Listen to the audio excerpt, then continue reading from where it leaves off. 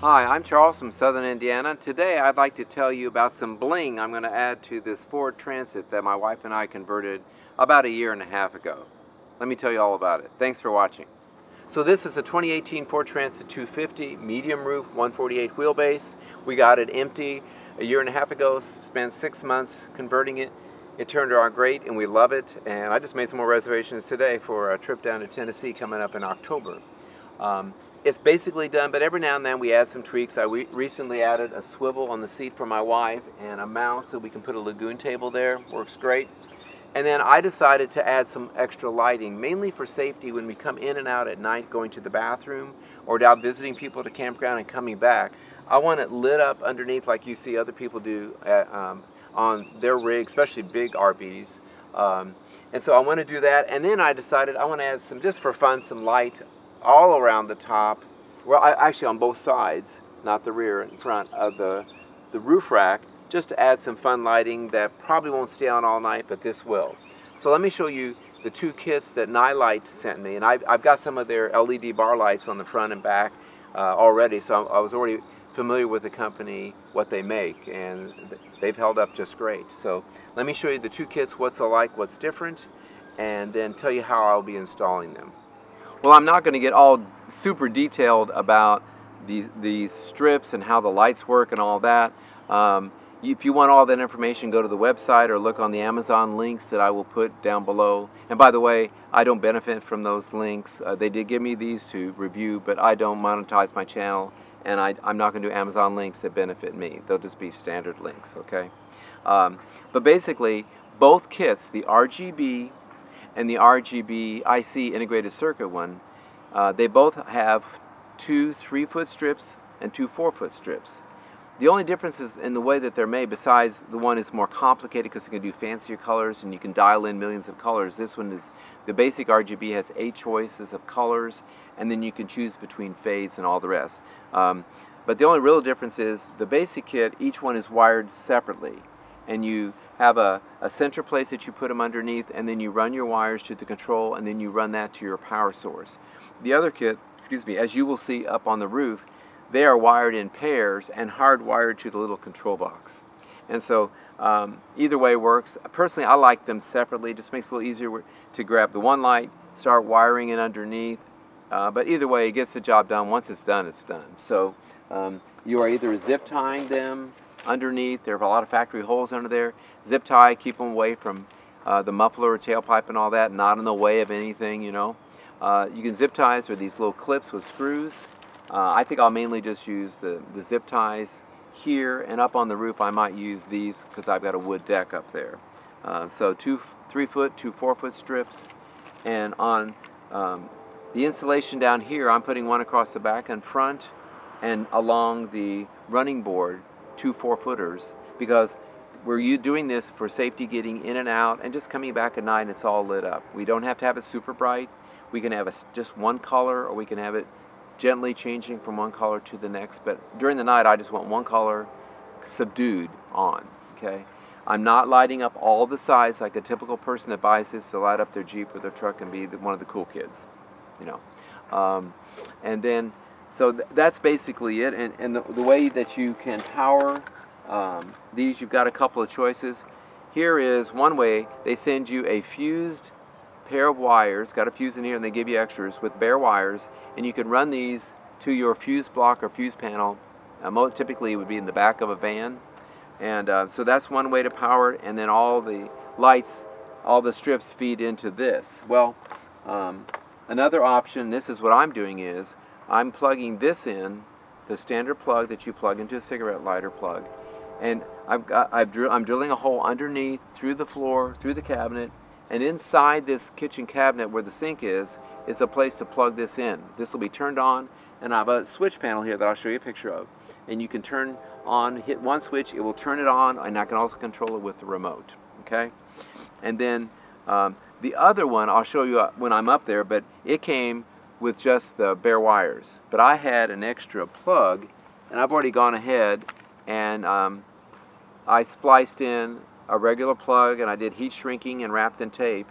But all this is waterproof, so it's all going to be safe up there. But as you'll see, I've got this protector to put the plug in, and it'll keep this waterproof, and I'll have a way of securing it up there underneath my deck. So let me get to wiring all of this. And again, most people are lighting up it all the way around. I'm just lighting it on 3 sides because that's all I need. I'm not trying to light the whole thing underneath. Up there, I'm going to light both sides of the roof rack up there, but not the rear and the front. Just kind of light it up, and it can do some fancier patterns that I'll show you when I film tonight, okay? So let me get going on this, and I'll just show you a little bit of how I'm installing underneath. So here you can see my running board, and you can see the strip lights running underneath. It's 2 4-footers, and then here are the wires zip tied. You can see them zip tied all along, and I could trim the extra off if I wanted to, but there's holes everywhere you can feed the zip ties through, and then it runs up there to in the wheel well a little bit, so it's going to hold really well. I'll double check it now and then, but it's definitely, I put extras everywhere. So I decided to wire the 4th light instead of under the front bumper. I just ran it up here under the wheel well because then it was easy to plug in. So it's a bit of a spaghetti mess up here, but I've got the control box there, and it's got a wire running to these pairs here and one to the other pair over there. And then here's my power source. I'm going to be plugging this into either an EcoFlow unit that I'll set up here, or I've got an extension cable, 12 volt, that I could plug into and run along the ladder, not zip tied or anything, just there, and then I can plug everything in. So I'm now going to feed these underneath both sides here. And you might be thinking, why don't you run it into the wiring with the MaxxAir fan? I actually could, but I don't want to have to feed a wire through and have it showing underneath. This is just going to be for a few hours at night. So it's okay that I'll just come up here and turn it on when I need it.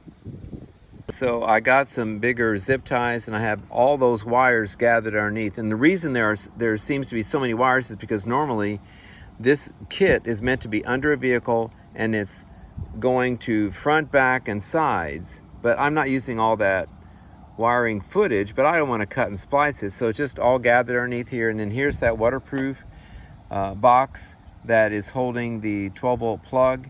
And I think for right now, I'm going to zip tie it in here. And when we're camping, I can cut the zip tie and then put a new one on. I'm going to find some kind of strap so I don't have to keep using zip ties, but this is definitely going to be a great way to keep that plug nice and dry. And that may look sketchy, but there's actually heavy shrink wrap underneath that, and then I just covered it with tape just because I wanted to cover it with tape.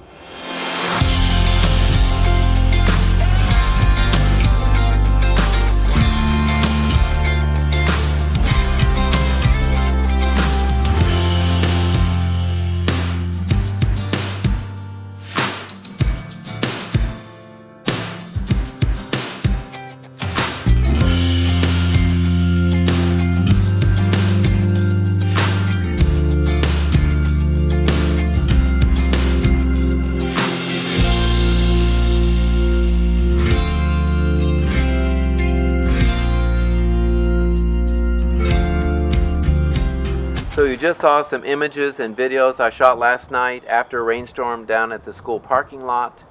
Be aware that the red light, it looked twice as big as it really is because it was in puddles and the asphalt was all wet. So don't let that bother you. And of course I will have it dimmed down quite a bit.